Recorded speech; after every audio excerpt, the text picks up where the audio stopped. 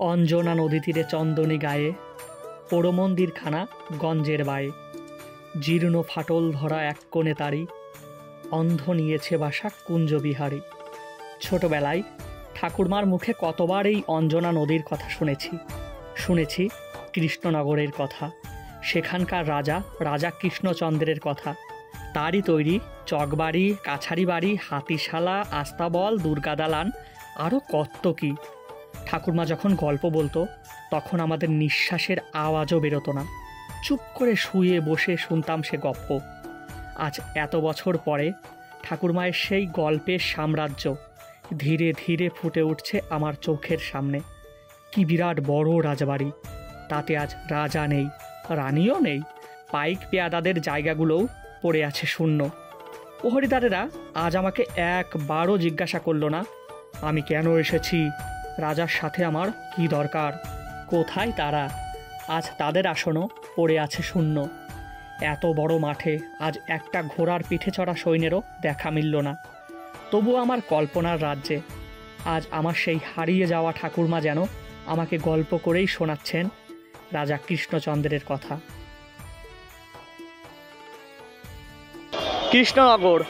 কৃষ্ণনগর মানেই রাজা কৃষ্ণচন্দ্রের শহর, সঙ্গে তার অমর সৃষ্টি সেই পুতুলপট্টি, আর সরভাজা, সরপুরিয়া, তারপরে এখন বর্তমানে ডালপুরি, যার জন্য সবাই এই কৃষ্ণনগরকে চেনে।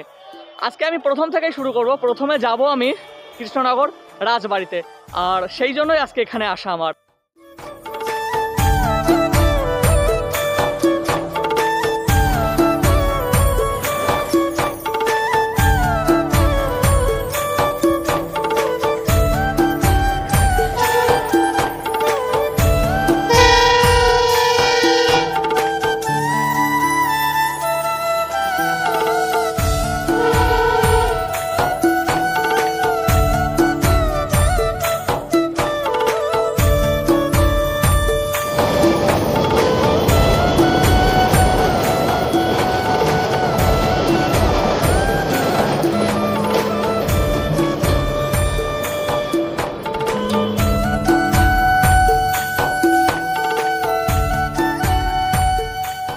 ঠিক কীভাবে যেতে হয় আমি জানি না, বহুদিন আগে একবার এসেছিলাম। বাইরেই টোটো স্ট্যান্ড, অটো স্ট্যান্ড এইগুলো আছে স্টেশনের বাইরেই। দেখি ওখানে গিয়ে প্রথমে জিজ্ঞাসা করি।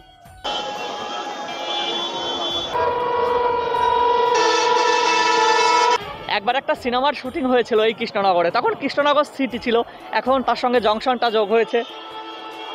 আমি মহানায়কের কথা বলছি। আসলে যারা মহানায়ক সম্মান পেয়েছে তাদের কথা না, ওটা সবাই পেয়েছে এখন আমাদের বাংলাতে। কিন্তু মহানায়ক উত্তম কুমার একটা সময় এখানে আসেন। যখন মহানায়ক উত্তম কুমার এখানে এসে গেট দিয়ে বেরিয়ে একটা রিক্সাকে ডাক দেন, তখন মহানায়িকা সুচিত্রা সেনও ওই একই রিক্সাকে ডাক দেন। তারপরে দুজনের একটা মানে মেলামেশা শুরু হয়, তার থেকে প্রেম। আমিও আজকে রিক্সা তো নেই, টোটো ডাকবো, দেখি কি হয়। যদিও আমার পক্ষে সেটা সম্ভব না কেন বললাম সেটা আমার বন্ধুরা ভালো জানে। স্টেশন চত্বর থেকে বেরিয়ে এসেছি। এপাশের একটা টোটো স্ট্যান্ড আর ওপাশে একটা টোটো স্ট্যান্ড। বললো যে ওপাশ থেকেই রাজবাড়ি যাওয়ার টোটোগুলো পাওয়া যায়। আমি বহুদিন আগে একবার এসেছিলাম, প্রায় 5 বছর আগে। আমাদের এখানে একটা আত্মীয় আছে, তার সঙ্গে ঘুরেছিলাম ওই রাত্রের দিকে রাজবাড়ি। আর তার অনেক আগের থেকে, প্রায় 10-15 বছর আগের থেকে আমার ওখানে যাওয়ার ইচ্ছা। আজকে হচ্ছে সেটা সম্পূর্ণ। এখান থেকে টোটো নিলাম বাইরে থেকেই, একজনের 20 টাকা করে পড়লো। বললো একজন তো 20 টাকা, চলো যাবে তো।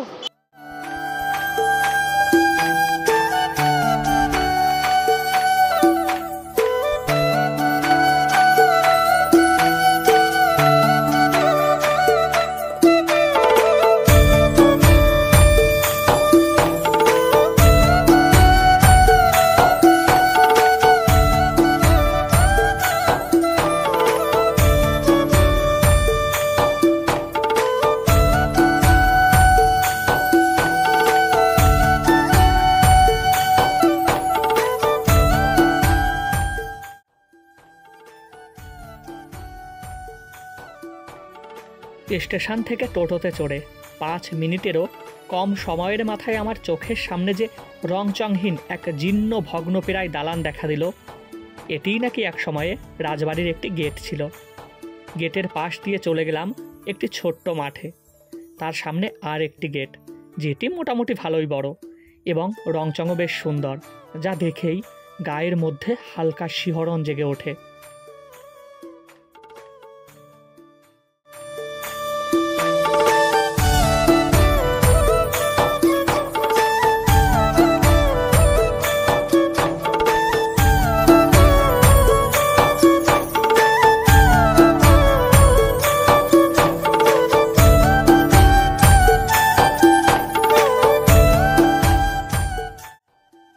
আমি একটু আগেই বললাম যে আমি অনেক বছর আগে, প্রায় 5-6 বছর, হ্যাঁ ওই রকমই হবে, রাত্রের দিকে এসেছিলাম, সন্ধ্যার একটু আগে, সন্ধ্যার একটু পরে পরে।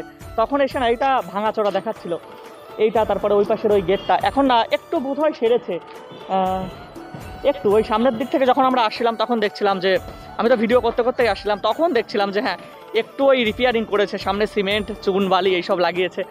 আর একসময় মানে ভাবতেই অবাক লাগে, হ্যাঁ এখানে দুটো, প্রথমত বলে রাখি এখানে দুটো এখনও গেট রয়েছে, এই একটা গেট আর এ পাশের এই একটা গেট। আর দেখা যাচ্ছে, হ্যাঁ এই পাশে এবার দেখা যাচ্ছে, এবার এই এখানে একটা ছোট্ট মাঠ, আর এই মাঠটাতে না এখন ইটফিট ফেলে তারপরে সুন্দর করে মোজায়েত করে এখন বোধহয় ওই বাস স্ট্যান্ড বানিয়েছে, বাস দাঁড়িয়ে আছে, লরি দাঁড়িয়ে আছে, একটা হয়তো গাড়ি রাখার জায়গায় বানিয়েছে, গ্যারেজ মতো। আর এখন তো ভাবতেই অবাক লাগে, ভাবো যে আচ্ছা ওখানে একটা ছবি রয়েছে, আমার ক্যামেরায় আসছে না, অতটাও ভালো আমার মোবাইল না, আর এখানেই না একসময় ওই পাইক পেয়াদা ওরা থাকতো, পাহাড় দিত, ভাবতেই অবাক লাগে। এখান থেকে পুরো শহরটাকে ওরা চোখে চোখে রাখতো। আচ্ছা একটা গল্প পড়েছে কিনা জানি না, প্রত্যেকটা রাজবাড়ি কিংবা বড় বড় জমিদার বাড়ি এরকম যাদের আক্রমণ হওয়ার চান্সটা ছিল, তাদের ওই বাড়ির পাশ দিয়ে না এরকম জলাভূমি কেটে রাখা হতো, আর ওই জলাভূমিতে কুমির, তারপরে কুমিরই বেশি ছেড়ে রাখা হতো। আসলে কি হতো, যখন ওই বাইরে থেকে আক্রমণটা আসতো বা কেউ করতো, তখন এই জলাভূমিটা পার হয়ে তাদের এই বাড়ির মধ্যে প্রবেশ করতে পারতো না। এখন দেখা যাচ্ছে বিরাট বাড়ি ভিতরেও আছে, এখান থেকে ঢুকে তারপরে এই পাশ দিয়েও বাড়ি রয়েছে, অনেক বড় বাড়ি। চলো আস্তে আস্তে ওই দিকে যাই। আমার ঠাকুরমা বলতো যে আমাদের ওখানে একটা জায়গা আছে, ওই জায়গাটাতে নাকি রাজা কৃষ্ণচন্দ্র যখন কিংবা তার পূর্বপুরুষ আমাদের ওখানেই থাকতো, আমাদের দীঘারির যে বাড়িটা তার একটু সাইডেই। তো কি হয়েছিল, সেখানে ওই একই রকমভাবেই জলাভূমি কাটা আছে, আর ওটা দেখেই অনেকে বলে যে এখানেই আগে রাজা কৃষ্ণচন্দ্রের যারা পূর্বপুরুষ ছিল তারা এখানেই থাকতেন। প্রথম একটা গেট, তারপরে আবার এই গেটটা, প্রথমে ওই ভাঙাচোরা যে গেটটা, তারপরে এইটা, আর তারপরে এই যে মাঠ, আর মাঠের ওপাশেই রাজবাড়ি। শুধুমাত্র এই পাশে না কিন্তু, দেখো এই এই জায়গাটায়, তারপরে এখান দিয়ে প্রত্যেকটা জায়গায় ওদের বাড়ি রয়েছে। আর এগুলো হয়তো পাঁচিল ভেঙে গেছে, ইটেরই পাঁচিল। তাহলে আস্তে আস্তে সামনের দিকে যাই। আমি জানি, শুধুমাত্র আমি না, সকলেই জানে বিশেষ বিশেষ কিছু তিথিতে এই রাজবাড়ি খোলা থাকে। আর তাছাড়া এই মাঠ চত্বরে সবসময় লোকজন থাকে, দেখছি এখনও বসে আছে অনেকে, ছেলেমেয়েরা গল্প করার একটা ভালো জায়গা, তারপরে এমনি তো সময় কাটানোর একটা ভালো জায়গা।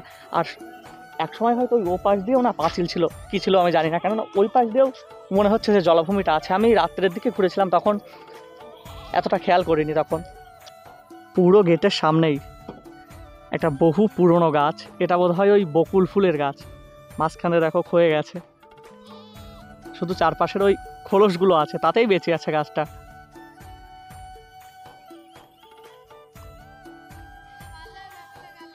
এগুলোই কামনের চিহ্ন বোধহয়।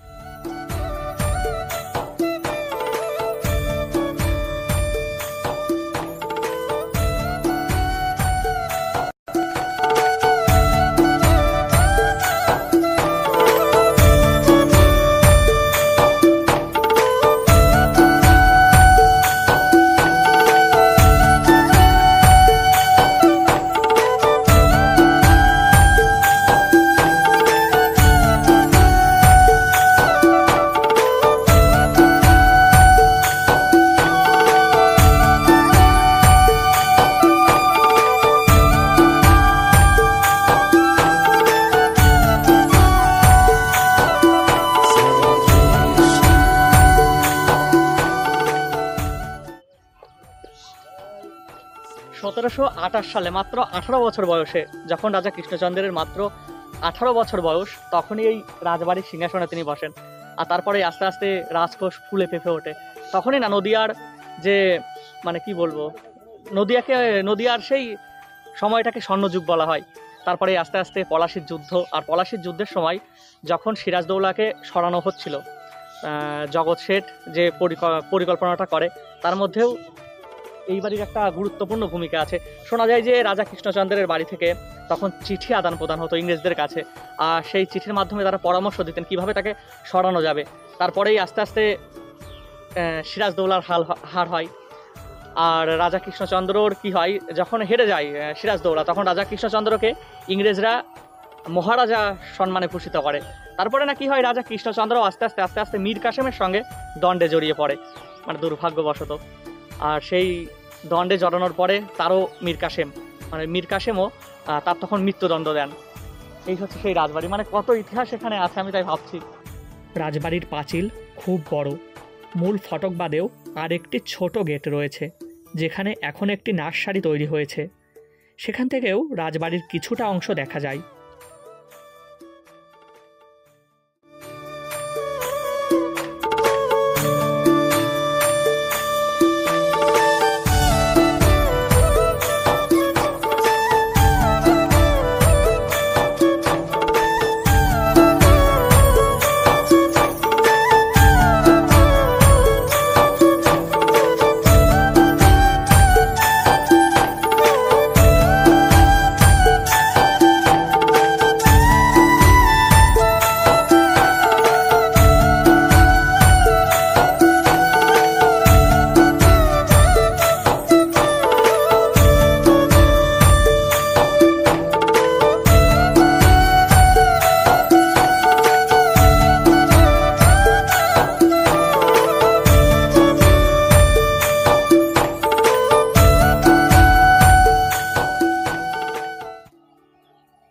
আমরা আমাদের স্বাধীনতা দিবস 15ই আগস্ট, কিন্তু এই নদিয়া, কৃষ্ণনগর, তারপরে দিনাজপুরের কিছুটা, তারপরে মালদা আর মুর্শিদাবাদ, এইগুলো কিন্তু না 15ই আগস্টের দিন এরা আনন্দ করতে পারেনি।